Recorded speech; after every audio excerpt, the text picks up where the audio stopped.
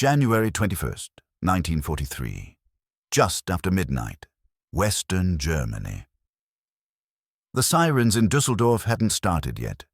Inside a low concrete bunker on the outskirts of town, the air tasted of dust, stale coffee, and hot vacuum tubes. Tall racks of radios and plotting equipment hummed and crackled, their orange filaments glowing like rows of tiny watchful eyes in the dark. Colonel Josef Kammhuber stood over the main plotting table, cap under his arm, sleeves rolled neatly back from his wrists. A cigarette burned down between his fingers. Forgotten, ash threatening to fall. You're standing beside him in that bunker. The room dim except for the pale pools of light over maps and instruments. On the wall, a huge situation chart of Western Europe, Holland, Belgium, France, the Reich, stretches from floor to ceiling. Thin colored strings crisscross from city to city, pins marking radar sites, searchlight batteries, night fighter bases. Tonight, the pins are not the problem. The problem is the chalk. New plot from Freya Station at Kleve.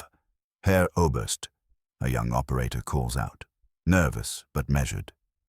Bearing 320, range 200 kilometers.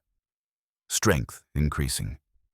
The voice comes from a narrow gallery, where several Luftwaffe auxiliaries, young women in gray uniforms, lean over headsets and scopes, hands moving quickly, relaying numbers to the plotters below. A cold draft creeps through the room each time the armored door opens, bringing in a faint trace of winter and coal smoke. On the central map table, two non-commissioned officers in blue-gray uniforms move small wooden blocks across a grid. Each block represents a formation of aircraft. Chalk marks snake outward from the coast in slow arcs, updated every few seconds. Kammhuber watches as another white line appears near the Dutch border. Then another, and another. He taps ash into a crowded tray, eyes narrowing, a furrow settling between his brows. The officers around him, majors, captains, signal specialists, sense his tension without a word being spoken.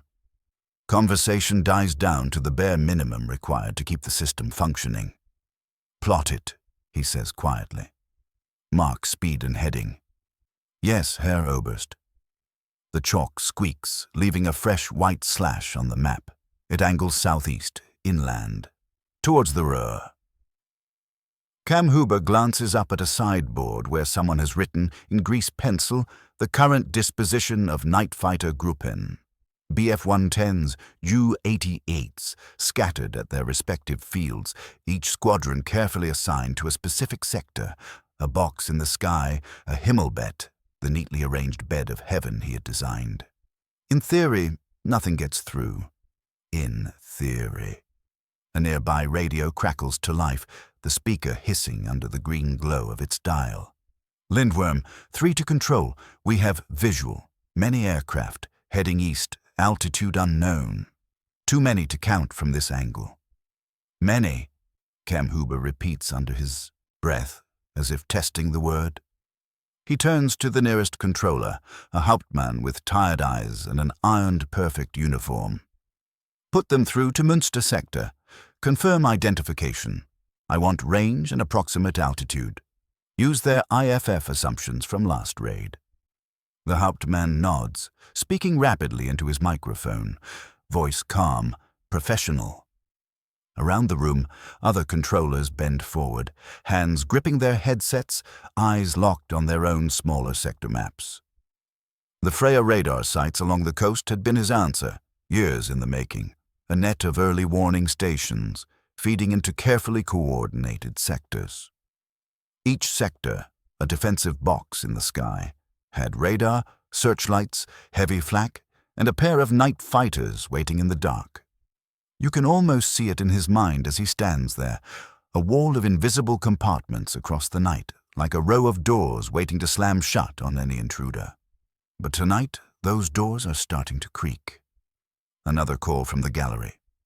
New contact from Wijk aan Zee station, multiple returns, merging, signal intensity very high. Herr Oberst. The word merging hangs in the air. On the map, what had been a string of individual chalk lines begins to smear together, white on green, like someone had taken a sleeve and dragged it through fresh paint. Individual formations blur into something else, something thicker, heavier, a stream. Kammhuber steps closer, the overhead lamp catching the silver braid on his shoulder boards. He sets his cigarette down, the ashtray already overflowing from long hours of waiting and watching. Range? He asks. Approximately 180 kilometers from the border. Speed?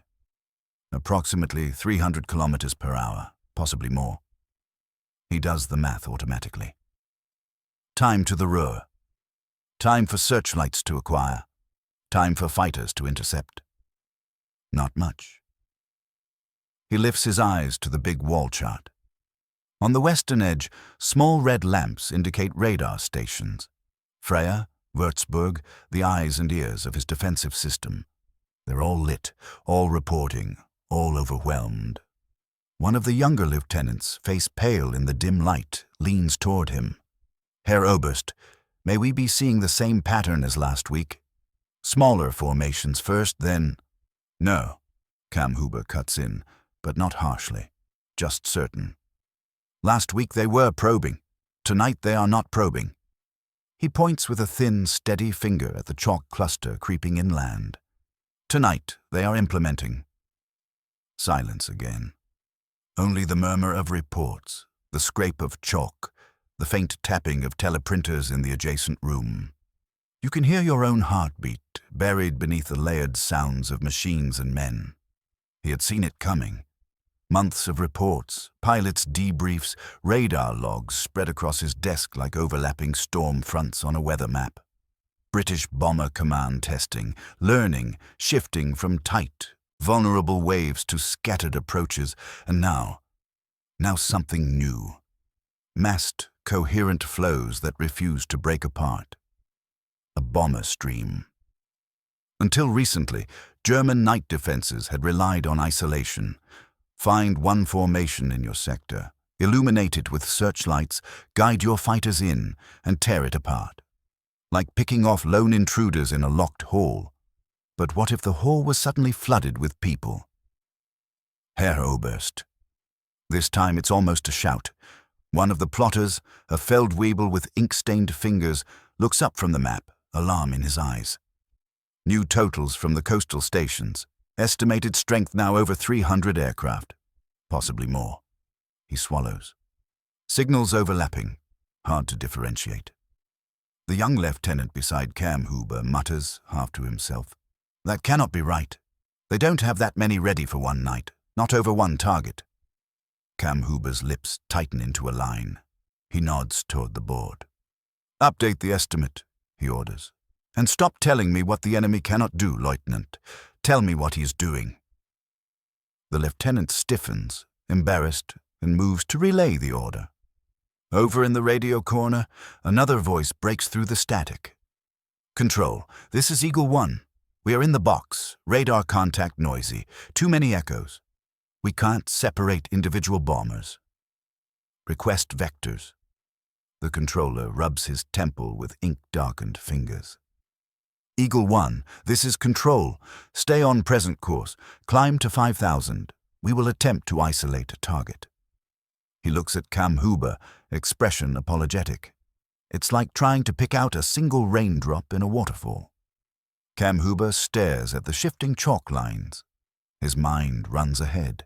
Each box in the Himmelbett line designed to handle perhaps 15-20 bombers at most. Radar guidance for 1 or 2 fighter contacts. Searchlights coordinated, flak disciplined, precise.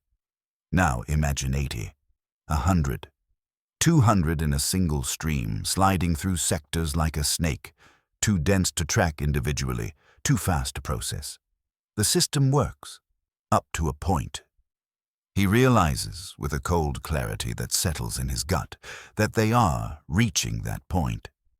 He picks up the phone at his elbow, the dedicated line to higher command, thumb resting on the hook for a moment before pushing it down. Connect me with Luftwaffe Reich operations, he says. priority. As he waits, he glances again at the map. The smeared chalk line has grown thicker, advancing deeper into Germany, pushing past the first defensive belt, now approaching the second. Escort fighters are absent tonight. These are heavy bombers, lumbering but many. Too many. A click on the line. Ja. Kammhuber speaking. We are observing a concentrated bomber stream crossing the Dutch border. Estimated strength minimum 300. Likely more. Heading toward the Ruhr. I am reallocating fighters from adjacent sectors to convergence. Points ahead of the stream. A pause.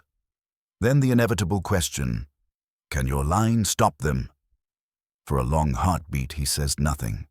Around him, radios chatter, chalk squeals, teleprinters clatter. The bunker is alive with data, with men doing everything they can, with officers snapping orders, with skilled operators squeezing every last advantage from the electronics and doctrine he himself helped craft. He is not a man prone to panic. Not a fantasist. He has spent his career turning theories into practical defenses, shaping chaos into patterns that can be attacked, disrupted, defeated. But tonight, the pattern is on the enemy's side. The line will inflict losses, he answers finally, voice level. But no, it will not stop them. Another pause. Then a resigned, understood. Do what you can. The line goes dead. He replaces the receiver carefully, as if it were fragile porcelain. For a moment he just stands there, shoulders squared, jaw set. You can almost see the calculations in his eyes. If they can marshal 300 tonight, perhaps 400 in a few weeks. If they refine their timing, compress their routes, coordinate their navigation with even greater precision. Then one day, the streams will not end at the Ruhr. They will keep coming. Further east, deeper, to Berlin. A runner appears at his elbow, boots ringing faintly on the concrete floor. Herr Oberst reports from Essen, first explosions, they're through. A low rumble seems to vibrate through the earth, distant but unmistakable.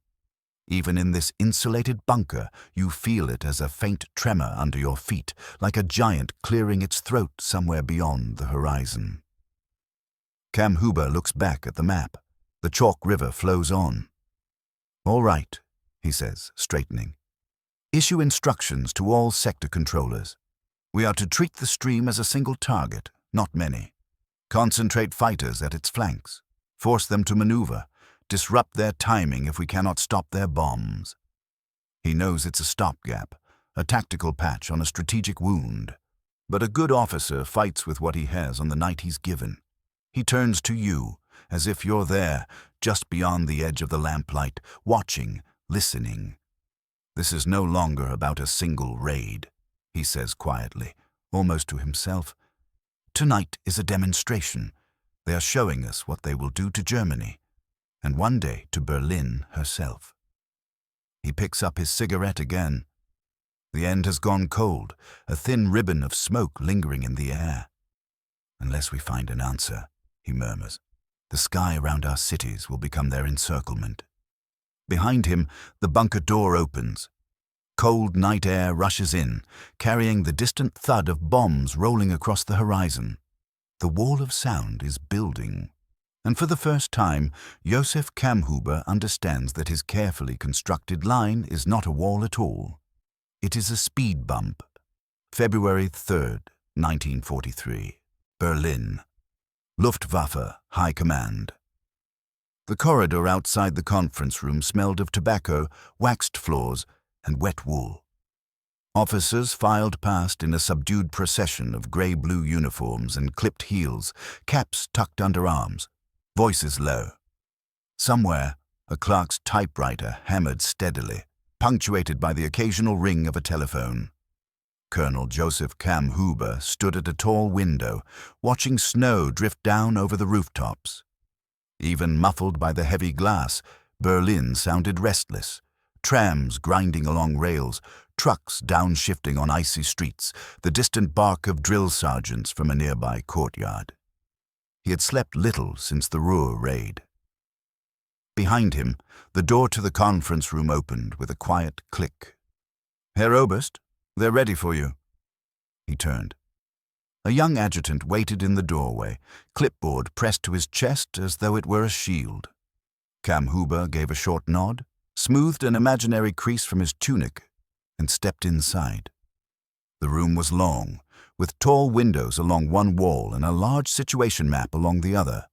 A polished oak table stretched down the center, already ringed with officers, generals with glittering collar patches, colonels with chests full of ribbons, staff officers with stacks of folders and sharpened pencils. At the head of the table sat Generaloberst Hans Jeschonek, chief of the Luftwaffe General Staff. Thumb and forefinger pressed against the bridge of his nose, he looked up as Kammhuber entered. "Ah, Oberst, take a seat. We are discussing your line." "Your line." The words carried both credit and burden. Kammhuber took the indicated chair, laying his cap beside a slim leather folder. On the wall, the large map of Western Europe had been updated since he had last seen it. Black pins marked fighter bases, blue pins radar sites, red pins the locations of recent British raids. Over the Ruhr, there were many red pins. Jeschonek gestured toward the map. "Begin." Kammhuber stood again, folder in hand. He crossed to the map, the faint squeak of his leather boots the only sound in the room. Up close, the constellations of pins and thin strings were almost beautiful, like a strange, rigid tapestry. He took a piece of chalk from the rail and drew a vertical line from the North Sea coast down through Belgium, France, into northern Switzerland. "This," he said, "was the original concept of the Kammhuber line. Sectorized defense, Himmelbett zones. Radar, sound locators, searchlights, flak, and 1 or 2 night fighters per box, all controlled from a central station." He tapped the board lightly. "It functions efficiently when the enemy comes in waves or in scattered groups. Each box handles 1, maybe 2 formations. We can track, illuminate, direct our fighters. Losses inflicted are meaningful." He erased a small section with the heel of his hand, leaving a faint smudge. That was the situation in 1941, even into 1942. He turned, eyeing the IDA room. Some faces regarded him with interest, others with impatience, or worse, skeptical boredom. "We have been measuring British raids in terms of the number of aircraft lost," he continued. "A dozen shot down, 20. Very good. We report success. The system works." He picked up a different chalk, this one red, and drew a thick, slightly curving line cutting across his previous neat, vertical strokes. It flowed from the North Sea coast near Holland straight through the Ruhr. "But that was before they discovered this," he said. "The bomber stream." There it was, visually crude yet conceptually precise. A red river in the midst of his white boxes. "The British are no longer sending discrete packages of bombers into each sector," he explained. "They're condensing hundreds of aircraft into a tightly controlled column, passing through only a few Himmelbett boxes at any given time. Our system becomes saturated." He turned back to the table. "When 80 or 100 bombers pass through a box designed to handle 10, our fighters cannot reliably be vectored to individual targets. Radar screens blur with overlapping echoes. Searchlights cannot isolate a single aircraft. Flak gunners fire into a mass, not a point. Our efficiency collapses." One of the older generals, a man with a walrus mustache and a heavy iron cross at his throat, frowned. "But we are still shooting them down," he said. "The reports show—" "Yes, Herr General," Kammhuber interrupted gently but firmly. "We are. But the British streams are dense enough that the loss of even 30 bombers does not significantly reduce bomb tonnage on target." He flipped open his folder and pulled out a sheet of paper covered in neat columns. "During the Ruhr raid of January 21st, he read, "we estimate a force of at least 300 aircraft. Our defenses destroyed approximately 28, perhaps 30. A loss rate under 10%.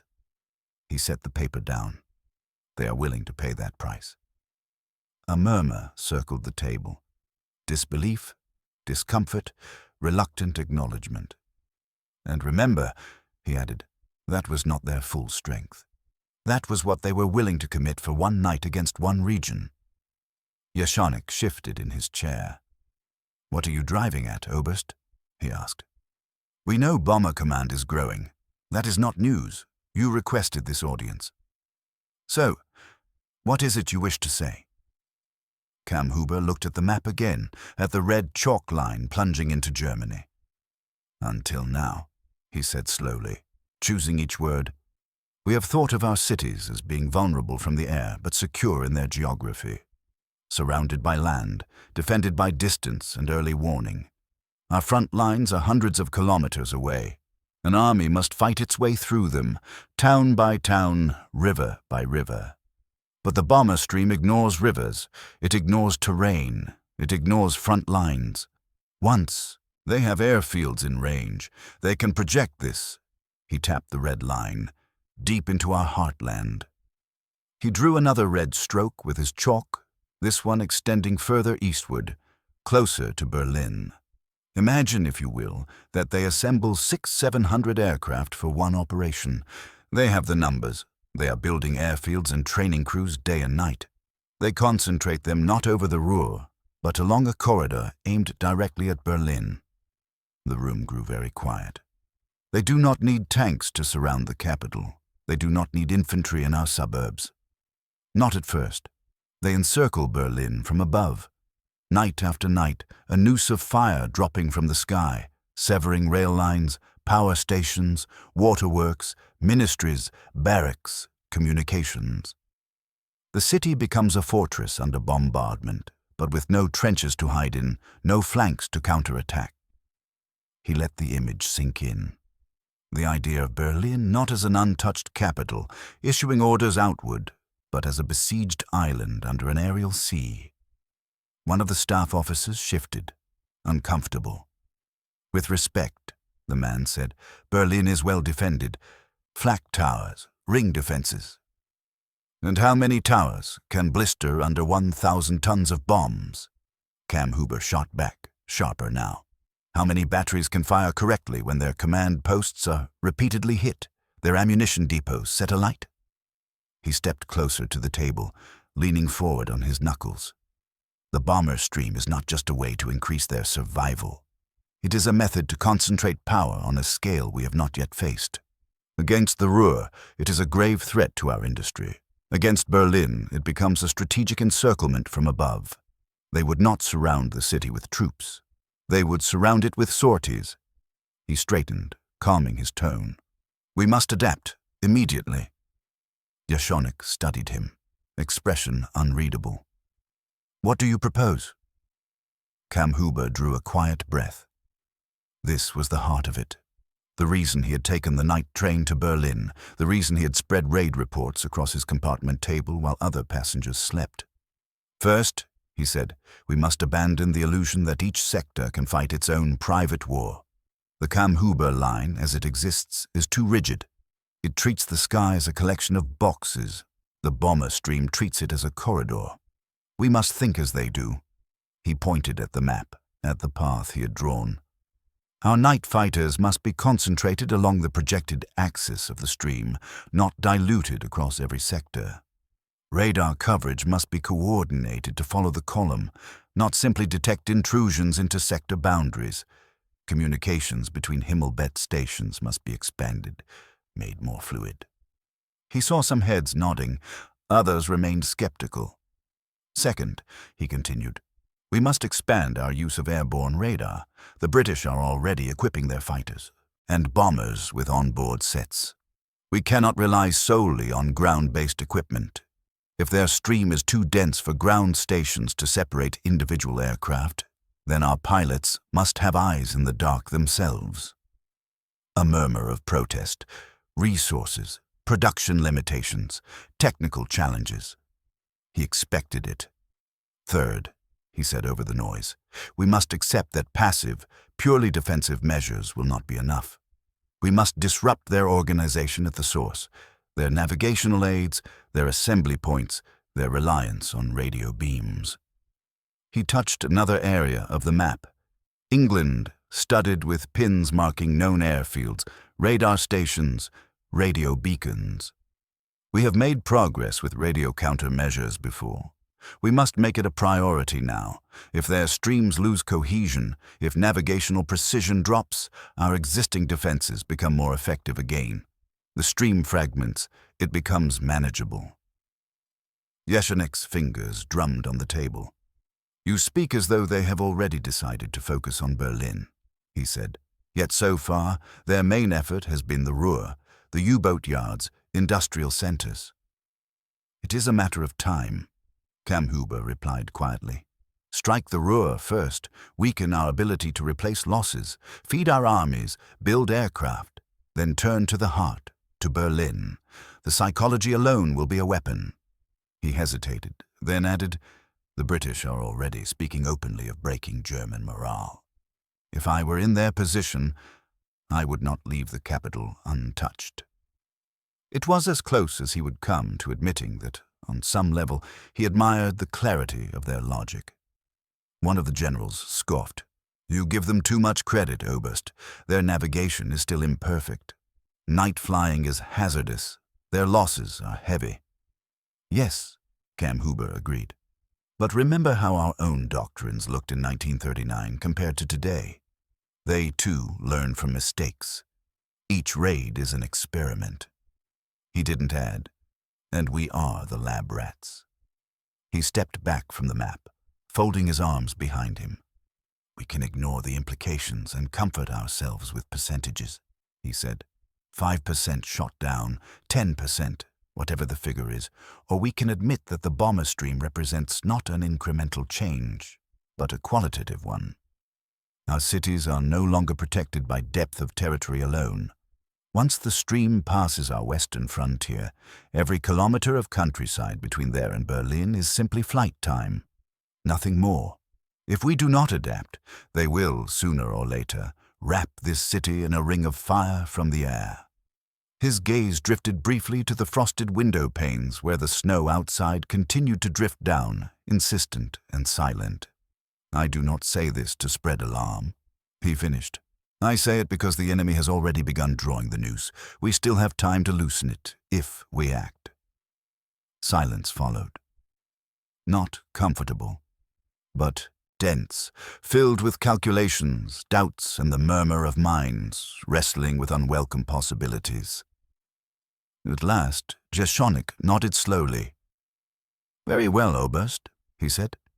Draft a formal proposal. Outline your modified deployment, your equipment requests, your adaptations. I will see that they are reviewed. Reviewed? The word was a bureaucratic shrug, but it was something, a crack in the armor of complacency. Yes, Herr Generaloberst, Kammhuber replied, inclining his head. The meeting moved on. Other topics rose.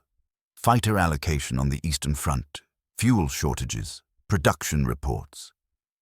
But as the voices droned and papers shuffled, Kammhuber's eyes kept returning to that red line on the map, that crude chalk corridor cutting through his carefully designed grid. It felt less like a single raid and more like a forecast. Later, leaving the building, he paused on the steps, pulling on his gloves. The air bit at his cheeks. Snow clung to the statues and eagles perched atop government buildings. Berlin, in that moment, felt massive, solid, eternal. But in his mind's eye, he saw something else overlaying the city. Endless streams of bombers droning overhead at night, searchlights crisscrossing like frantic fingers, fires blooming in concentric circles, rail lines twisted like wire, an invisible siege. From above, a staff car pulled up, tires crunching the slush. The driver jumped out to open the door. Back to the Air Defense Bureau, Herr Oberst? Yes, Kammhuber said, climbing in. There is much to do. As the car pulled away, the radio on the dashboard murmured the usual mixture of martial music and clipped announcements. None of it hinted at the conversation that had just taken place. None of it suggested that a new kind of encirclement was already taking shape. One not in trenches and barbed wire, but in navigation beams and flight paths. He stared out at the city rolling past. The kiosks, the crowded trams, the workers huddled in doorways against the cold, and wondered how many of them understood that their defenses were no longer only at the borders. They were in the sky above them, and the sky was changing. May 27th, 1943, Western Germany, near the Rhine. The night smelled of wet earth, exhaust fumes, and cordite. On a hilltop, ringed with sandbags and rusted barbed wire, another bunker squatted under a camouflage net, its low concrete roof slick with rain. Outside, the landscape lay in shades of black and blue. Dark fields, paler sky, the faint glow of distant industrial towns bleeding through the overcast. Inside the bunker, the air was thick with smoke and sweat and humming electricity. Herr Oberst, multiple contacts crossing the Dutch border. Same corridor as before, an operator reported, voice tight. Range 240 kilometers and closing. Colonel Josef Kammhuber stepped closer to the map table, the lamplight carving lines into his face. The week since, Berlin had not been kind to him. Sleep cut into smaller fragments, reports piled higher, red pins multiplying on wall charts like a spreading rash. But some things had changed. Where once the map had been divided into rigid Himmelbett boxes, now faint pencil lines showed broader corridors. Arcs the bomber streams were most likely to follow, calculated from previous raids, navigation aids, and radio intercepts. Fighters, once chained to specific sectors, had been reallocated in clusters along those corridors. It was a compromise. Never enough planes, never enough fuel, but it was something. "Report from Yeva," another voice called out. Night fighter Staffel scrambled, climbing to interception height, on course to ingress point Alpha. On one side of the room, a controller traced a finger along the projected path of the stream. His other hand rested on a headset, knuckles white. The Freya and Würzburg radar sets, scattered across the coast and inland, were feeding their overlapping echoes into this bunker, turning the invisible approach into crude, shifting geometry.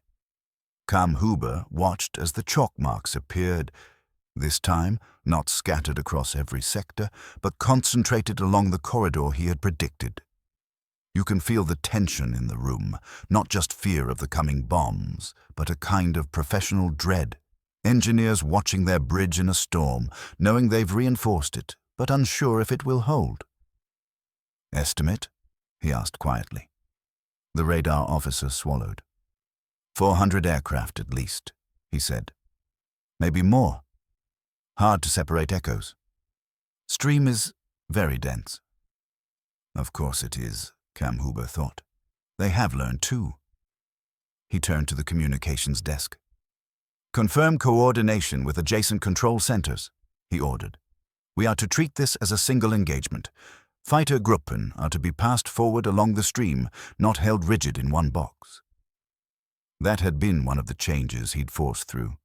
A kind of rolling defense, where fighters would enter the stream at one point, attack, exit, refuel, and re-enter further down its path if possible. It was a patch on the hull of a ship in rough seas, but better than standing still while the water poured in. "Jawohl, Herr Oberst." The radio crackled with clipped exchanges. "Falk 2, this is controller. Turn to heading 085. You're approaching the stream's outer edge. Climb to 5,000 meters. Stand by for Lichtenstein contact." On the ground, technicians monitored the new airborne radar sets.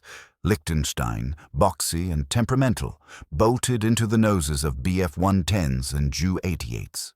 They were crude, still in their infancy, but they offered something ground radar alone could not. A way for pilots to find individual bombers in the dark sea of noise.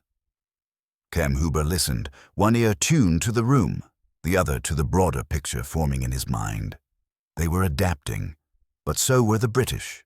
Radio intercept units had reported strange patterns in recent raids.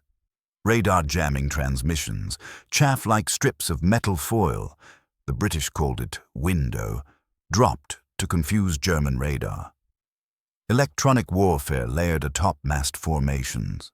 A new kind of battlefield fought in invisible beams and frequencies. Herr Oberst, this time the voice carried both excitement and fear. We have first contact reports. Night fighter from 2 NJG-1 has engaged. Claims 1 Lancaster down. A small murmur rippled through the room. Chalk moved, a tiny X near the edge of the stream, a symbolic kill. Good, Kammhuber said. Signal them to stay with the outer flank of the column. Attack from the sides, not the center. Make them weave. If the bomber stream flew too steadily, their navigational timing would remain precise. If they were forced to turn, climb, dive, spread out even slightly, the carefully calculated schedule could be disrupted. Bomb loads would fall off target. Concentration would suffer. We cannot yet stop the stream, he thought, but we can make it leak. Minutes bled into one another as the river of bombers surged onward. Outside, the first faint growing hum reached their ears, a low, continuous vibration in the air, like distant machinery rising in pitch. The men in the bunker glanced at the ceiling instinctively, as though the concrete could suddenly turn transparent and show them what was coming. Multiple fighter contacts reporting radar interference, an adjutant said quietly. They are complaining of reflected echoes that don't correspond to visual sightings. Window, Kammhuber thought. They've begun. He studied the map. The chalk line was thicker now, pushing past the first clusters of fighters, leaving behind a trail of small X marks and hastily scrawled times. Each X was a bomber going down, each one a few tons of explosives that would not reach its target. It wasn't enough. How many have penetrated the Ruhr airspace? He asked. The answer came back quickly. Too quickly. Most of the main body, Herr Oberst. Flak batteries are engaging, but... He knew the but. But there were only so many guns. But the stream was too dense. But the British had learned the flak belts and adjusted their altitudes and routes. But... He shut his eyes for a moment. In the darkness behind his eyelids, he saw Berlin as he had seen it from the train. Vast avenues, government buildings, crowded neighborhoods. Then he replaced the darkness with another image. A steady, unbroken column of bombers crossing the coast, turning inland, angling past the Ruhr, continuing east. It wasn't happening tonight, but it could. A sudden, deep vibration shuddered through the floor. Cups rattled, a pencil rolled off the table. Essen, someone said softly. They've begun. Bomb after bomb, city after city. Each raid was no longer just an isolated disaster.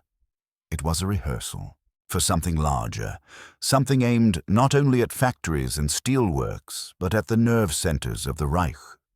The men around the table focused on the battle at hand. Kammhuber watched that too, but he also watched the shadows beyond the edge of the map, where the chalk corridor might go next. The night raged on. Claims came in, bombers shot down, fighters lost, guns overrun, fires visible from kilometers away. The stream, dented here and there, continued its path, like a river encountering rocks and debris but never truly breaking. Hours later, as dawn began to pale the eastern sky, the last of the bombers turned back toward England, the engine's growl receding into distance. Only then did the bunker begin to exhale. Operators removed their headsets, rubbing indentations from their temples. Plotters wiped the map clean, their cloths turning gray with chalk dust. Teleprinter tapes were clipped, rolled, filed. Kammhuber went outside for the first time in hours. The early light was thin and colorless. In the distance, a smear of darker smoke stained the horizon, marking where a city burned. The sound of the bombers was gone, replaced by the occasional thud of collapsing buildings carried faintly on the wind. He lit a cigarette with stiff fingers, the flame briefly flaring in the cold air. A captain joined him, collar up against the chill. "We did better this time," the younger man said. Pre-positioned fighters, better cooperation between sectors.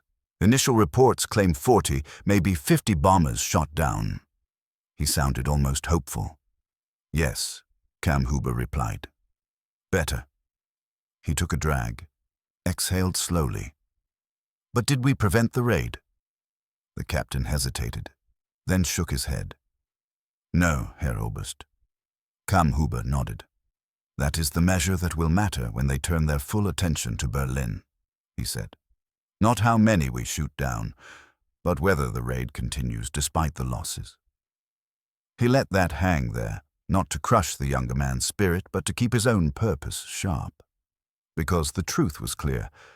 Once the opposing side accepted high losses as the cost of doing business, only truly prohibitive slaughter or decisive disruption could deter them. And Germany, stretched on every front, no longer had the luxury of either in the air. He flicked ash into the mud, watching the grey flecks vanish. Our line is no longer a wall, Hauptmann, he said quietly. It is a series of stones in a river. The stream flows around them and between them. We knock down some of what floats by, but we do not stop the flow. The captain said nothing. And when the stream is finally pointed at the capital, Kammhuber murmured, staring toward the unseen east, it will not simply be a raid, it will be the opening stage of an aerial encirclement. He thought of Stalingrad, of the 6th Army starving in a pocket, surrounded by Soviet forces, an army trapped on the ground, the Luftwaffe unable to supply it adequately through the air. Now he imagined something else, not an army trapped, but a capital. And this time, the encirclement would be inverted, fire and metal falling from above, cutting the city off from within. He dropped the finished cigarette, ground it under his heel, and turned back toward the bunker. There was still work to be done. Reports to analyze, patterns to decode, adjustments to suggest. However imperfect, the fight would go on. As he stepped inside, the radio on the wall picked up a live report from a regional station, carefully controlled, calmly worded, mentioning enemy air activity and minor damage, without a hint of the ruins still smoldering to the west. For now, the siege was still an abstraction, but not to him. He had watched the noose being tied, and he knew where it would tighten next. November 18th, 1943. Berlin. Night. The air raid sirens in Berlin had a different sound. They were louder, harsher, ricocheting off stone facades and echoing down canyons of brick tenements and government ministries. The first rising wail cut through the city like a blade, followed by a shuddering pause, then another, longer, more insistent. On Wilhelmstrasse, office windows snapped shut. Trams ground to a halt as conductors shouted for passengers to move. Schneller, schneller. People spilled into the streets, then down again into cellars and public shelters. Coats half-buttoned, children crying, older men muttering about another drill, even as they shuffled faster. Above it all, the sky was a dirty grey bowl, low clouds reflecting the reddish glow of the city lights. Somewhere up there, unseen for now, engines were already growling. In a reinforced operations room beneath a government building, Colonel Josef Kammhuber stood before a map of Germany. Not the Western Wall he had once obsessed over, but the whole of the Reich. From Hamburg in the north to Munich in the south, from the Dutch border to the outskirts of East Prussia. Tonight, the pins were not what mattered. The chalk was. Confirmed reports from coastal radar, an officer rattled off, voice taut. Bomber stream approaching on a broad front. Initial estimate 400 aircraft. Possible second wave forming behind the first. Kammhuber's eyes traced the path as the plotters sketched it in real time. From the North Sea, turning inland, past the Ruhr, which was now a familiar anvil under the hammer of bomber command. Then, not bending away, not focusing solely on factories and docks. The chalk corridor extended further, toward the capital. You can see the realization spread through the room, shoulders tightening, gazes flicking toward the ceiling as though they could see through meters of reinforced concrete. Officers who had once discussed Berlin's vulnerability in abstract terms now watched its approach in real time, in centimeters of chalk. Night fighter Gruppen are airborne. Abort, controller reported. We have elements from several wings positioned along the projected axis. Lichtenstein-equipped aircraft leading interception. Kammhuber nodded. The preparations of the last months had not been wasted.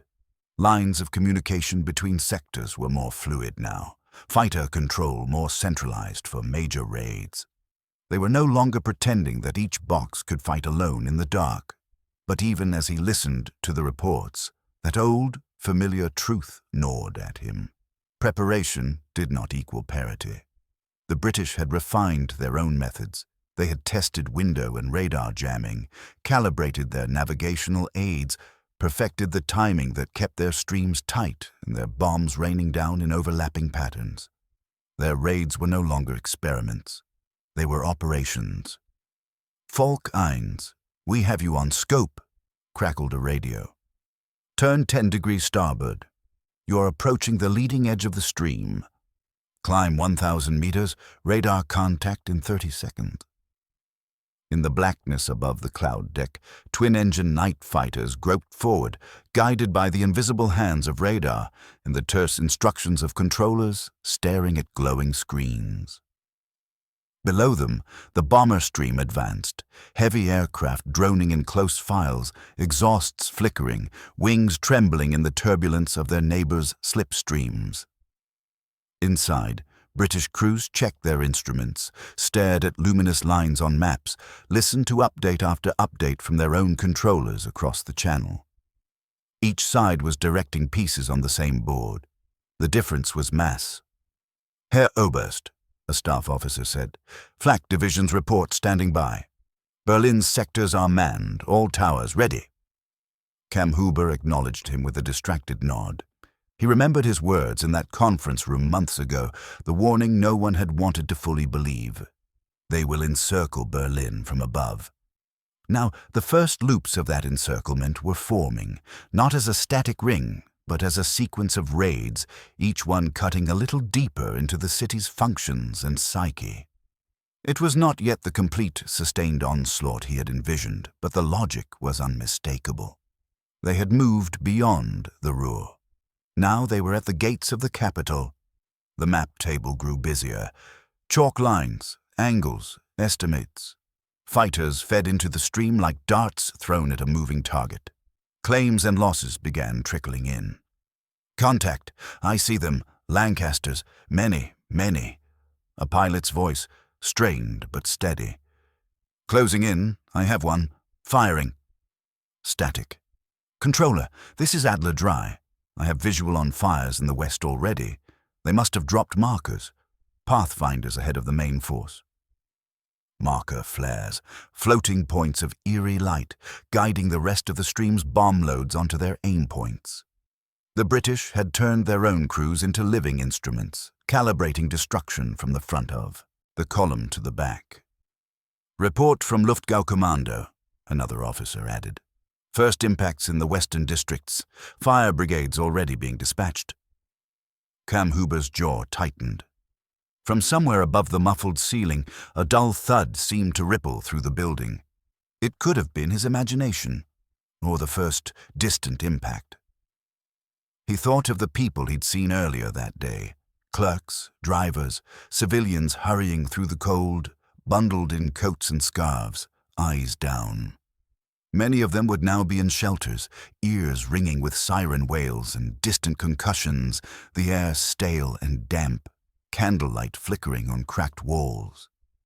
For them, this raid would be a terrifying night. For him, it was something more, a confirmation. Estimates? He asked quietly, voice carrying in the cramped room. The radar officer swallowed, eyes reflecting the glow of his scope. The stream is very dense, Herr Oberst. We cannot yet tell if this is their maximum effort, but current figures— He hesitated, then continued. Suggest 500 aircraft committed, possibly more if a second stream forms. 500. Not an unimaginable number, given the recon reports of British expansion, but seeing it translated into actual converging echoes on the screen gave it a weight paper never could. "How many fighters do we have committed tonight?" Kammhuber asked. The answer came. A fraction. Trained crews were scarce. Fuel was tighter than ever. Aircraft production, battered by the very raids they were trying to counter, could not keep up with losses at the front and in the defense of the Reich. The noose was forming. The hands tying it had not been idle. Hours stretched like wire. The bunker's clock ticked on, its hands indifferent to the chaos unfolding above. After a while, the noise of bombs became a constant, distant grumble, sometimes louder, sometimes less, but never fully gone. Reports filtered in from the surface. Direct hit on a railway yard. Fire spreading near a power station. Flak Tower reports several bombers down, but requests additional ammunition resupply. Telephone exchanges disrupted in Sector C. Communications rerouted. You could see the pattern if you knew how to look. The gradual fraying of a city's connective tissue. Rails, power, communications, each raid slicing at one more strand. The encirclement was not a sudden ring snapping shut. It was a tightening spiral. At one point, as a short lull settled over the radios, Kammhuber stepped away from the map. He walked down a side corridor, past a row of desks where clerks typed up preliminary summaries, their faces pale and drawn. He opened a heavy door and climbed a narrow staircase to a small observation slit just under street level. Through the slit, he saw Berlin under attack. The night outside was no longer gray. It was burning orange and red in patches, flickers of white where flares hung in, mid-air. Searchlights stabbed through the clouds, their beams trembling as they swept the sky, occasionally converging on some unseen target. The sound was a layered roar, engines overhead, the whump of flak bursts, the crack of anti-aircraft guns firing, the distant rumble of collapsing masonry. Somewhere closer by, people shouted, doors banged, sirens of ambulances wailed as they careened through darkened streets. He watched for a long moment, the cold seeping through the concrete and into his bones. When he closed his eyes, he saw it as a map again, a city not yet destroyed but being methodically tested. How many raids would it take to truly break its spine? 5, 10, 50. The answer depended not just on explosives, but on will, both theirs and his. Footsteps behind him. "Herr Oberst, the General Staff is requesting your preliminary assessment," a junior officer said softly. "They wish to know if this represents a new phase." A new phase. The phrase was clinical, bloodless. "Yes," Kammhuber said after a moment, still looking through the slit. "It does." He turned back toward the stairs. "In what sense, sir?" the younger man asked, more out of genuine curiosity than bureaucratic obligation. Kammhuber paused on the steps, one hand on the rail. "We once believed our front lines were on the edges of our empire," he said. "Then we learned that our true front lines were over our factories and harbors, hundreds of kilometers inland." He descended another step, the dim light catching the tired creases around his eyes. "Tonight," he continued, "we are learning that Berlin is no longer simply the capital directing the war. It is also a front line, one that can be surrounded not by trenches and tanks, but by flight paths and bomber streams. When the enemy can send hundreds of aircraft here, through everything we place in their way, again and again." He let out a breath. "Then the city is, in a sense, encircled already, not physically, not yet, but strategically. In the air." The young officer swallowed. "Can we break that encirclement, Herr Oberst?" It was a simple question. It did not deserve a simple lie. "We can complicate it," Kammhuber said. "We can bloody it. We can make them pay for every kilometer they fly and every bomb they drop. We can improve our radar, our fighters, our communication. We will. But we cannot pretend the balance of numbers and industry is on our side anymore. The time when we could dictate terms in the air is gone. He reached the bottom of the stairs and pushed open the door back into the operations room. Behind him, another distant explosion rolled through the ground. At the map table, officers were already marking new damage reports. A red pencil circled areas of heavy destruction. Another hand drew arrows to indicate broken rail lines, downed power routes. To one seeing it for the first time, it might look like chaos. To Kammhuber, it looked like siege lines. From that night forward, every major raid on Berlin, every stream of bombers plotting its way along invisible radio beams, every flare dropped over neighborhoods, every factory set ablaze, would not just be another entry in a logbook. It would be another tightening of the noose he had seen forming months before. Years later, others would argue about when, exactly, the fall of Berlin became inevitable. Some would point to tank battles on distant fronts, to encircled armies and dwindling resources. But for an air defense officer standing in that bunker, watching chalk lines become firestorms, the answer was already clear. The encirclement had begun long before the first Soviet tank reached the city's outskirts. It had started when the sky itself became a battlefield the Reich could no longer dominate. When men like Josef Kammhuber realized that Berlin, vast and solid and steeped in history, could be surrounded from above by enemy machines, following a pattern he could predict, but not prevent. In the end, his predictions would prove more accurate than his remedies. The bomber streams grew. The raids intensified. New fighters and radars came, but never enough, never soon enough. And as the city endured night after night of sirens and shock waves, the invisible siege tightened, softening it for the final blow that would one day come.